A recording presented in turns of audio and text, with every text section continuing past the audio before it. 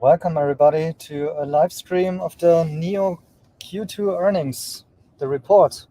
This is not for the earnings call. Later on we'll be doing the earnings call too.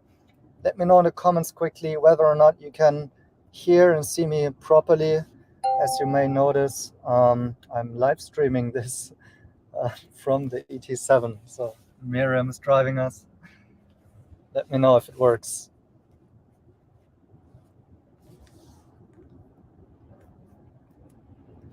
Just waiting a little bit still till everybody joins, and for your feedback on the technical.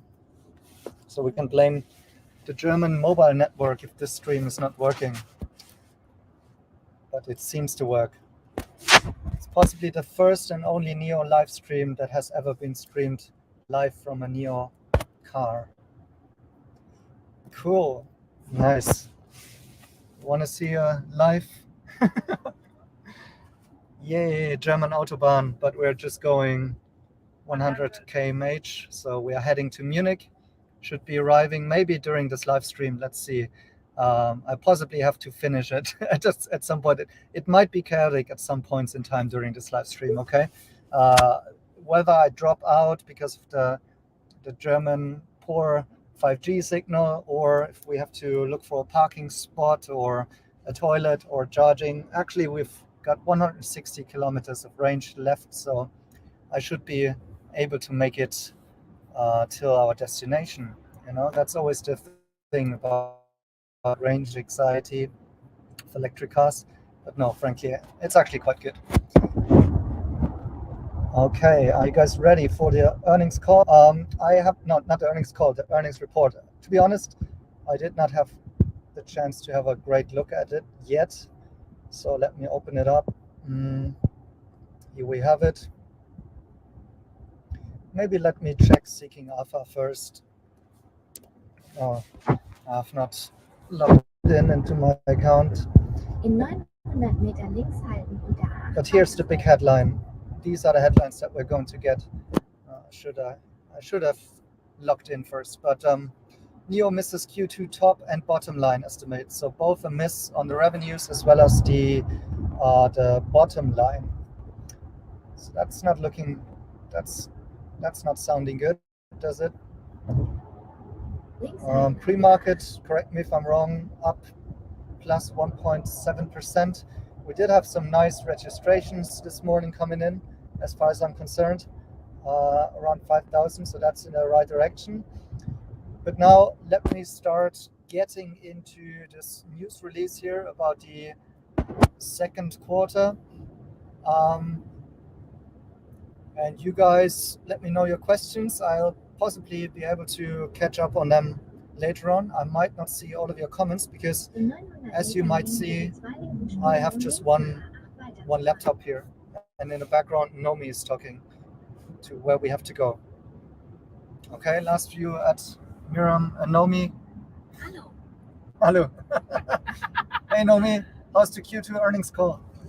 I don't think she's able to answer in English. She's talking German.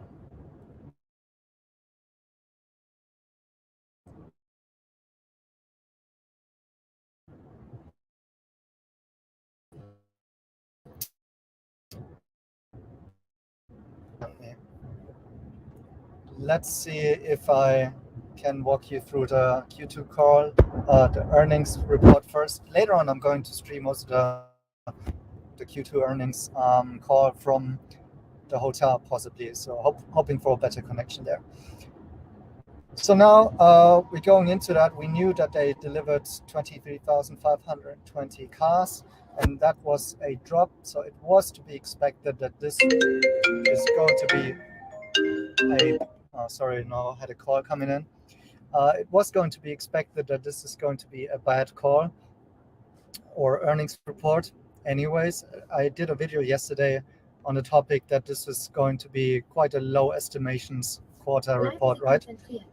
But I already found a couple of good stuff in there as well, in my point of view, because yesterday I also said, like, what I'm looking for is margins and whether or not they can recover. And indeed, we see the vehicle margins slightly up already to 6.2%. So in Q1 we had really bad vehicle margins. I think they were 1.5%. No, was it? Or 5%, 5% in the first quarter. The gross margin was 1.5%. But still, it was lower than this, mostly due to the fact that they had to use huge discounts and rebates in order to get rid of all old inventory and doing the transition. And now a 6.2% vehicle margin, given the fact that this is much lower volume, already tells us that margins are going to recover. I mean, we knew that with the Q3 numbers are going to be much better, and the margins will recover. But I was looking to get exactly this already in this report, a slight recovery, at least for the vehicle margin. And vehicle margin to me currently is a little bit more important than the gross margin, which is disappointing here, to be honest. Like 1%, that's not good, of course. And so, yeah, the vehicle margin, I think, is better for two reasons. The first one, possibly the old inventory is off. Now they had just NT 2.0 platform cars mostly, and although on low volume, so not great margins, and lithium prices possibly already starting to now be contributing to better margins. So in the last quarter, we didn't see that at all, right? So the total revenues were at 1.2 billion. That's actually quite nice, and actually quite close to the estimations, right? So this is a very, very small miss. Let me just do something here.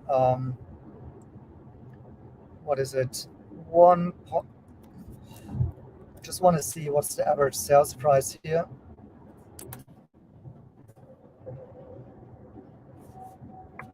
Just a quick hack here. So the average, no, can't be. Is it? Oh yeah, average sales price still quite low. 38,000 USD. That's not good. Yeah, that's not great. Correct me if I'm wrong, but that's just my. Let me see if I have any missing points here. No, but 23,000. That's actually a couple more cars sold, right?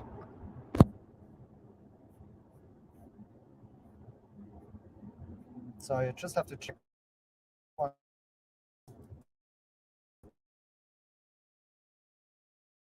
one thing here, but it seems to me that even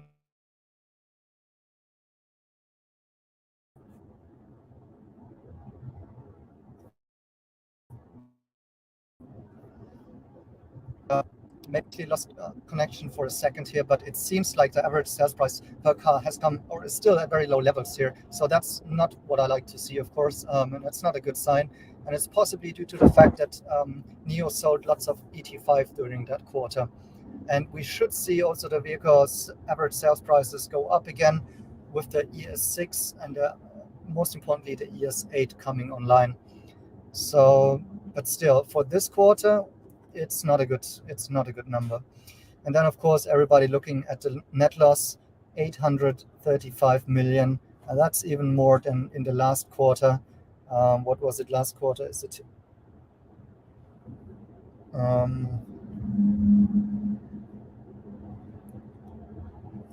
I'm currently not seeing it, but last quarter it was even a little bit lower than this, so that's not great as well. Let's look at the CEO and CFO comments. NIO delivered 23,520 vehicles in the second quarter.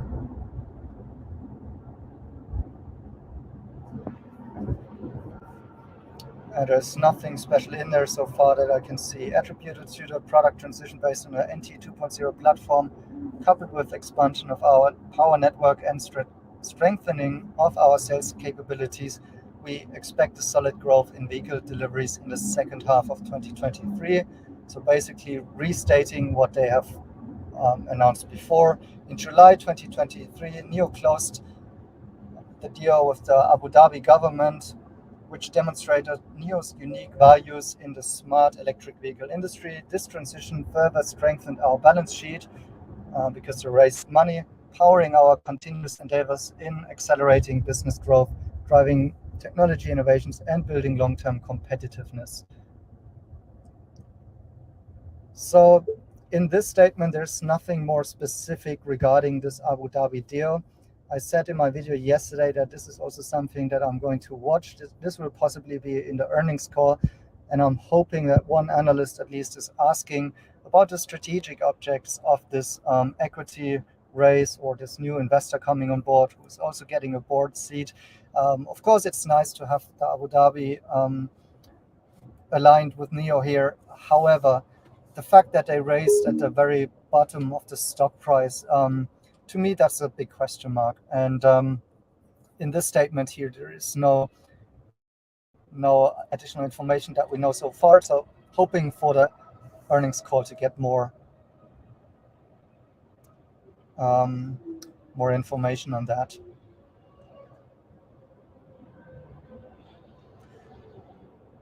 Now let's have a look at the cost side. The gross margin was pretty low, and that was mainly attributed to the increased sales of used cars with lower margin. Okay, that's an interesting point here. It seems that they were active in the used car business during that quarter and sold quite a few of used cars with lower margins. Interesting. Maybe there will be some additional detail to that during the earnings call as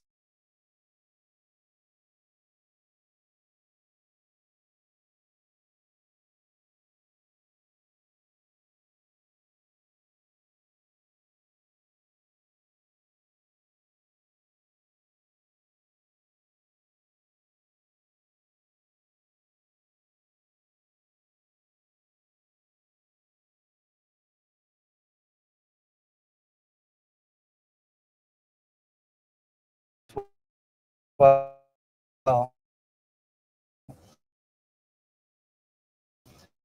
About that. Research and development was at 461 million, so this is quite still substantial. Okay, I'm back. Sorry for the signal loss.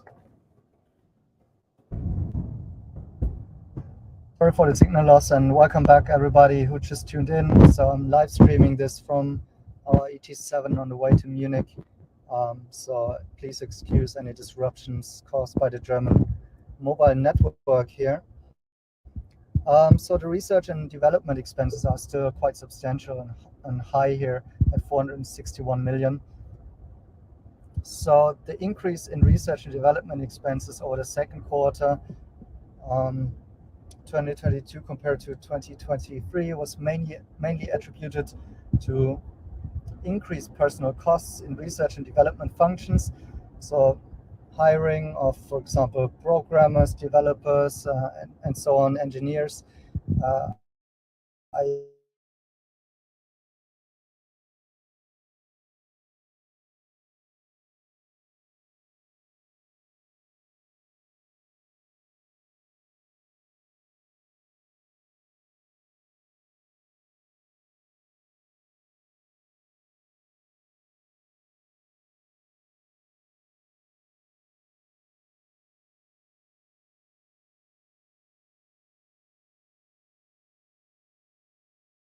Recently reported about the sorry again about the drop. Now I'm back.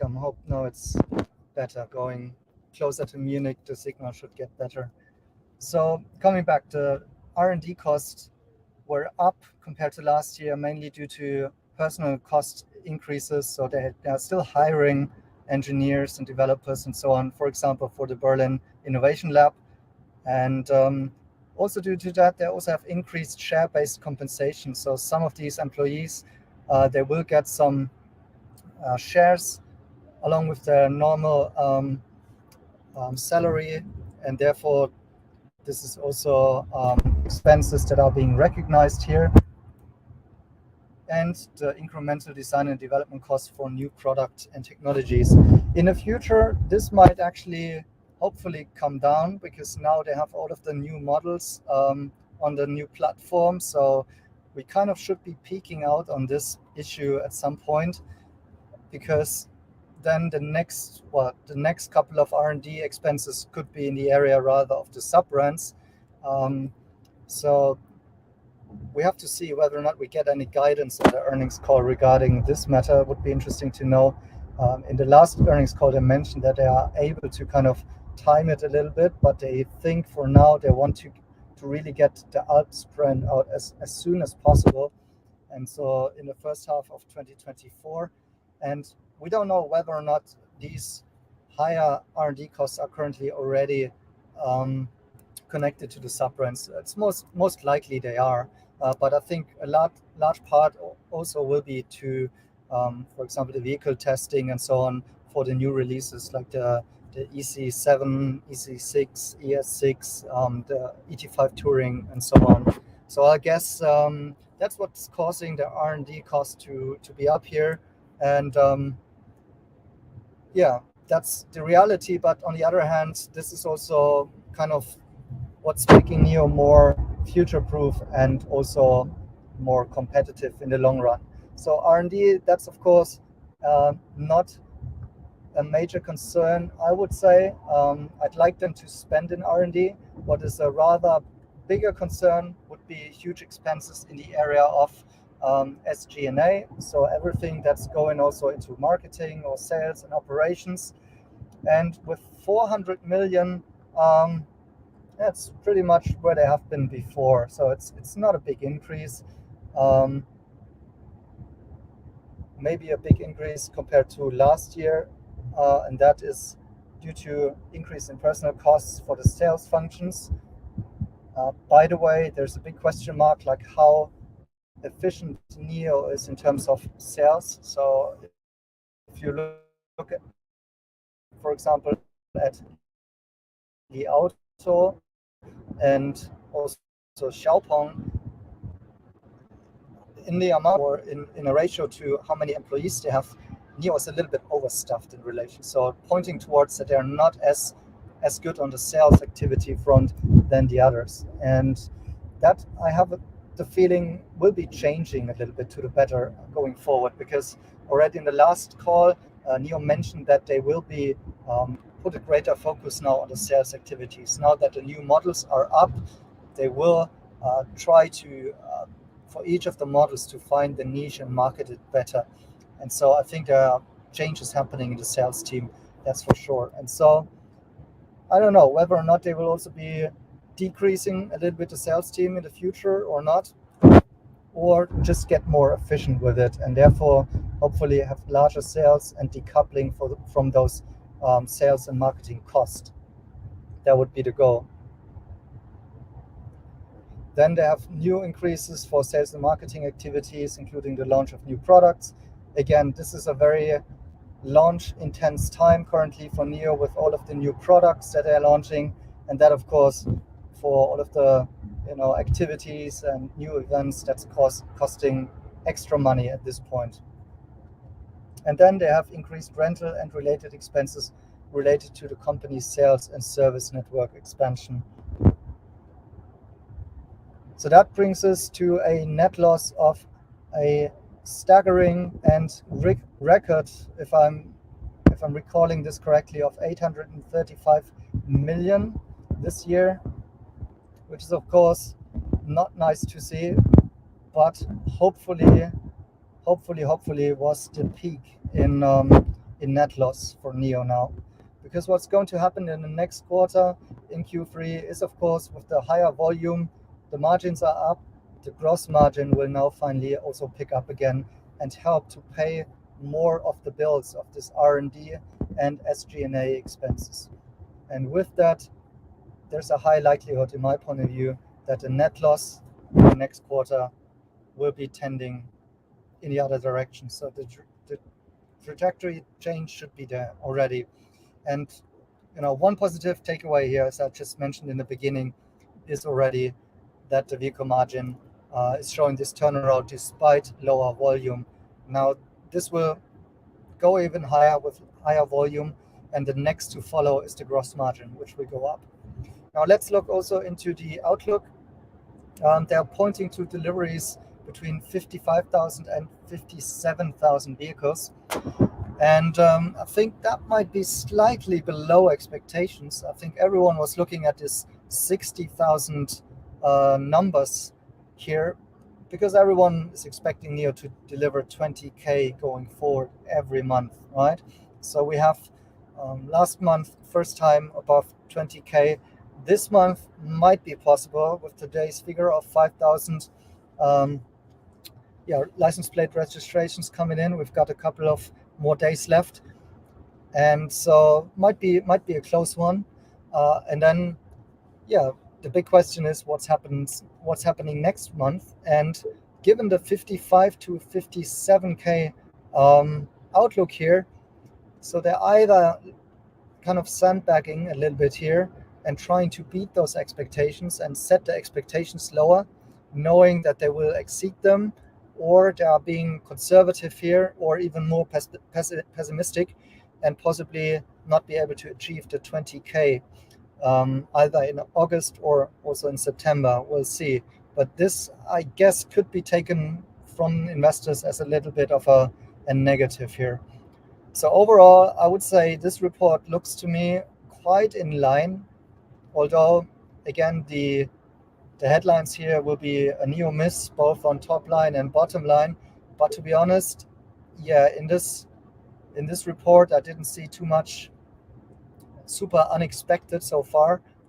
And on the positive side, as I explained before, the vehicle margin turning around already. The stock currently is rather flat in pre-market, and it's sitting at an important resistance level, like from the downtrend. So we'll see whether or not this will be an opportunity here for the shorts to keep it below that. So let me jump into some of the comments here, because I couldn't read those yet, and maybe I've missed some points in this report so far, because of course, sorry, I'm on the road here. I'm also sorry for the delays and technical issues, but I hope it's still a rather pleasant experience here. So first comments is saying here, under promise, over deliver.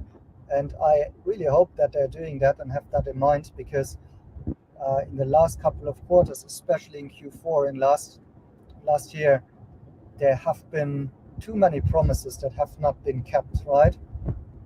And we'll see a little bit with the earnings call, which I'll also cover in a bit, whether or not they go a bit more optimistic and a bit more promising in the call and say, we're going to do the 20K from here onwards, or whether or not they stick to this a little bit more conservative guidance here in order to set the expectations below. And in my video yesterday, I also mentioned like how I thought there's lots of communication issues here with how NIO kind of communicates in those earnings call recently, and the last call was really not confidence instilling. So I'm really hoping that this one might be a little bit better. Here's another comment. 80% of revenues are made up by other revenue. I like this. This is reoccurring revenue. Of course, the percentage is higher because of the lower vehicle sales, but still nice to see it at 18%. That's a very good comment. Thank you for this, because I didn't actually look in the other sales. Usually they are quite unimportant in terms of the revenues. Other sales came in at 218 million.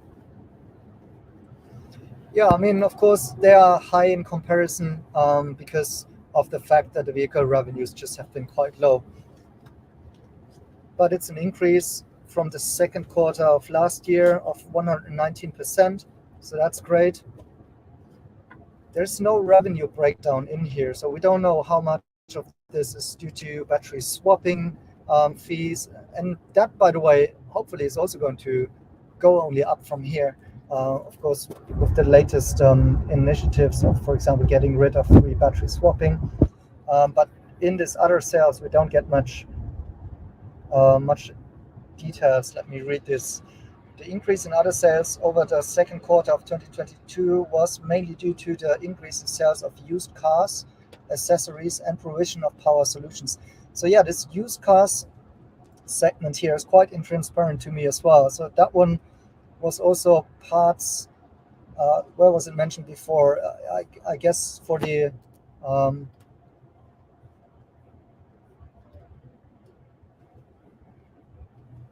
I think somewhere in the cost explanations.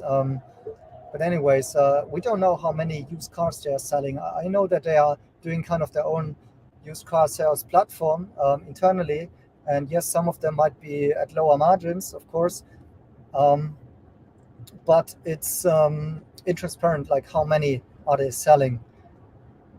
But interestingly, okay, they're going into the other sales, then accessory sales and provisions of power solutions.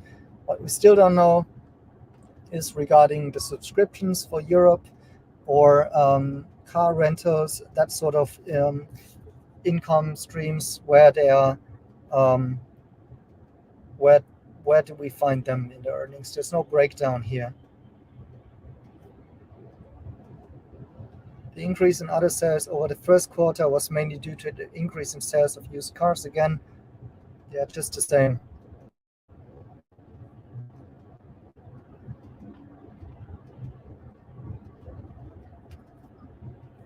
I think the other sales, let me check, usually have been a little bit lower than this, of course, but yeah, usually have been hovering around 100 million to 150 million, and now we are consistently over 200 million. Yeah, hopefully this can only just improve from here. But very good comment, Dennis. So thanks for pointing that out.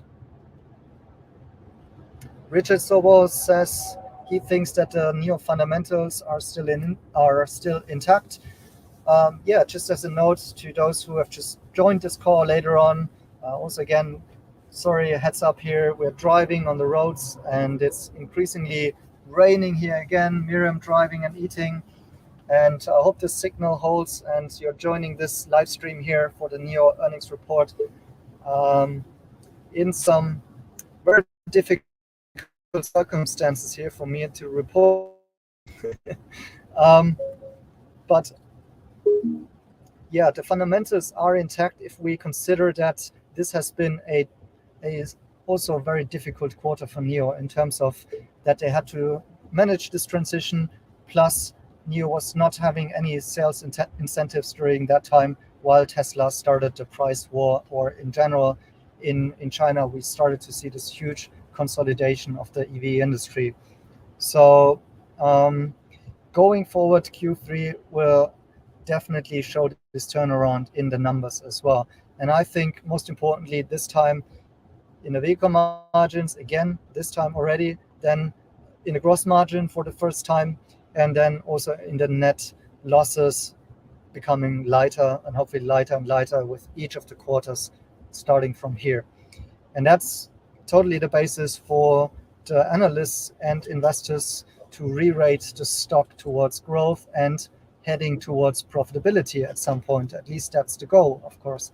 Will not be an easy one, to be honest, but it's the goal.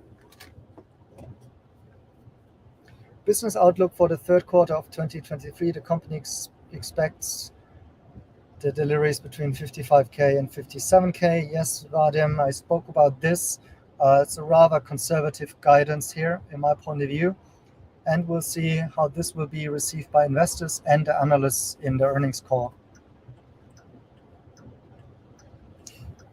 Andrea is pointing towards an income stream for the NIO charging piles that are heavily used by other brands. Yeah, that's certainly the case. The question is like, is this really enough to show in such figures? Let me go through the comments and see if there's anything more to add, any more comments from your side.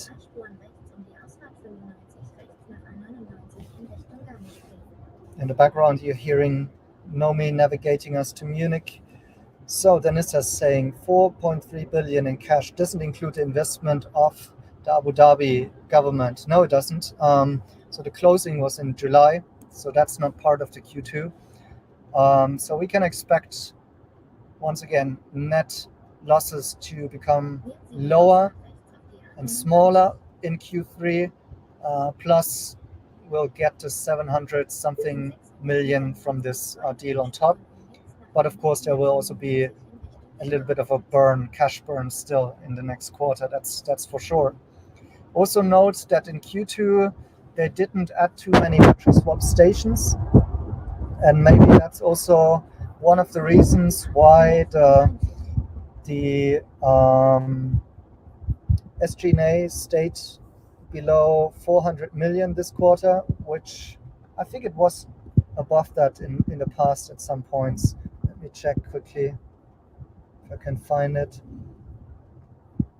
Yeah, it's been much higher sometimes, like Q4 2022, it was at staggering 500 million and more. So that's usually in the quarters when they are growing a lot and building lots of swap stations too. And this quarter in Q2, they have been rather on the light side, like not building that many swap stations. And this will possibly increase this number going forward, because they're now at 1,700. And they promise to build 1,000 swap stations throughout the entire year, just additionally, right? And so the pace must increase from here.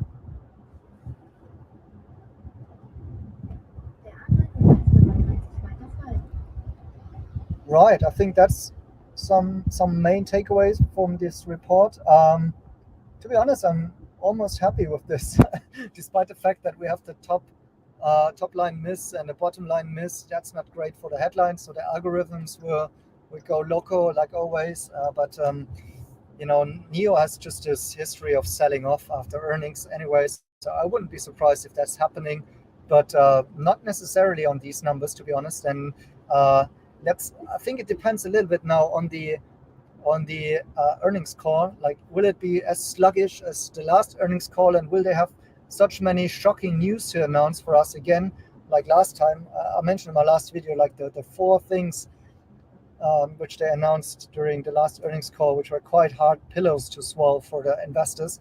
And hopefully they don't have something similar to this in this. I hope a little bit more outgoing, a little bit more up to comments by Binley. Analysts expect the third quarter deliveries for 48,000 vehicles. NIO expects 55k to 57k for the third quarter. This is very good.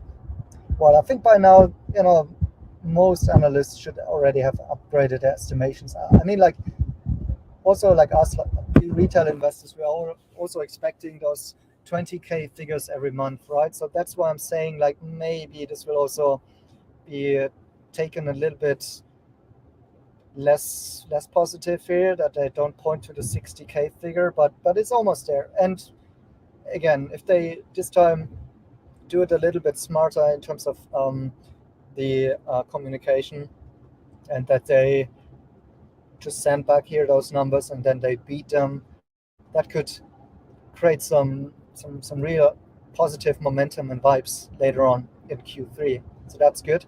And now it's out of the way. It's also interesting to see that they have chosen to report quite early for NIO terms. So usually they're one of the latest to report, right? And we knew this report is going to be very bad in terms of net loss. Net loss mainly, the margins.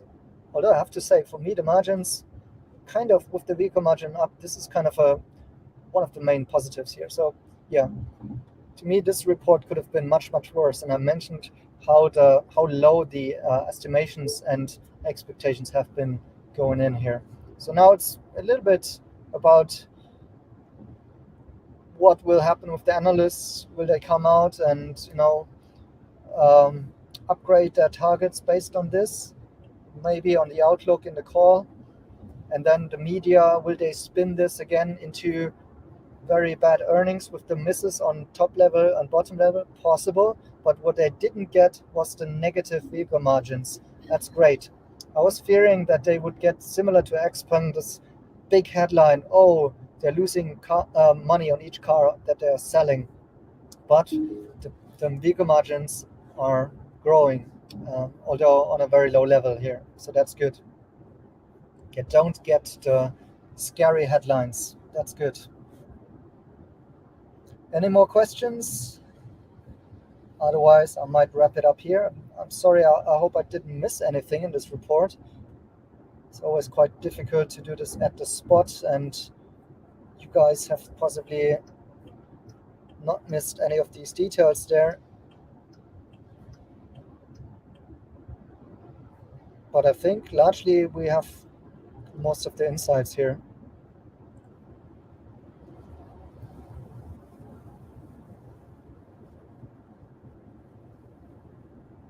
Yeah.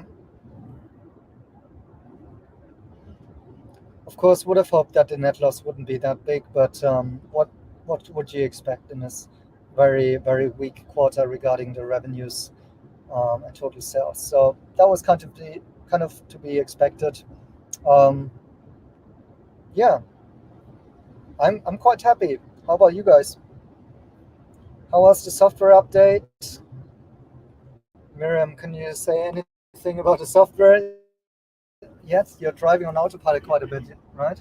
Yeah, I can't say really because it had an update mainly on the signage, and up until like 2 hours ago we were mainly driving in Austria, and the signage in Austria is a little bit different than in Germany, so I don't want to judge too early yet. Okay, I just saw it perfectly recognized the 60 and the 80 speed limit signs here, so But that should be hygiene. yeah.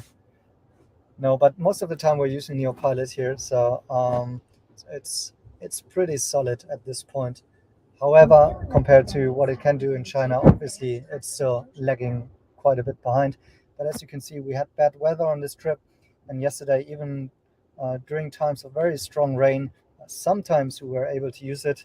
Although I have the feeling that the system here in Europe is a little bit more conservative, possibly because they don't want to have any bad news out there with somebody crashing a NIO on autopilot during bad weather or something like this. But of course, we're trying to push it to the limits. Definitely going to do another video on our experience with the ET7 this time.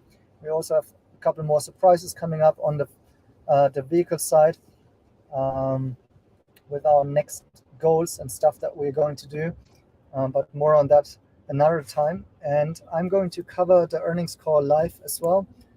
We're now entering Munich, so the signal should start to get better, and I'll be live streaming the earnings call, and I think this is rather where we can expect something new to happen. Again, this earnings report was pretty solid in my view. If you've just dialed in later on, you can watch the recording, but this was all live streamed. And yeah, maybe the last comment here. Car margins have been 16, now 6.7%.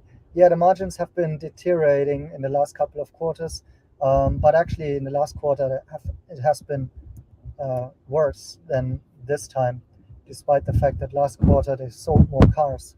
So that's a positive development. Will NIO dilute more? I think that it heavily depends on the actual operative success in the quarters to come, Q3 and Q4. If they can keep on ramping sales from here and improving the margins as they have guided, there is a theoretical way of getting to break even without having to dilute more. However, the probabilities on that are not 100%. And in case anything is getting off the track there, they possibly have to dilute again. That's just reality. But again, as I mentioned, I really want to hear more about the Abu Dhabi deal, because to me it didn't make so much sense that they just raised this round with Abu Dhabi, which by the way is great. I welcome them as an investor, and I welcome having a better balance sheet afterwards. That's great. And dilution is actually part of any startup, so that's to be expected somehow.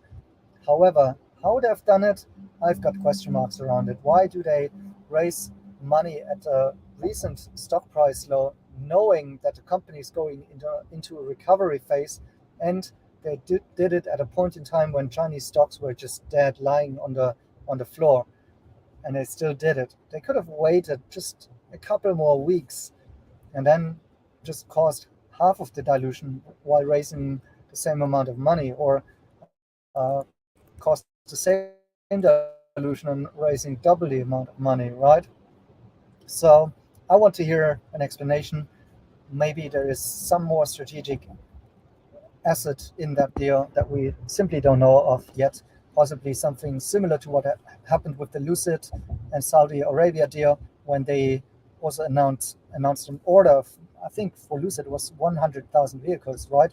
So if that were the case, that deal would finally make sense, and then it would also make a little bit more sense why they let this important investor in at such low valuation. That's just my 10 cents about this. I know it's a bit critical, but yeah, we are now in a tunnel, so maybe we're losing the signal again. I close up the live stream here. Thanks for watching, and join me in my earnings call live stream that will be online in a second. Thank you guys, and see you in a bit.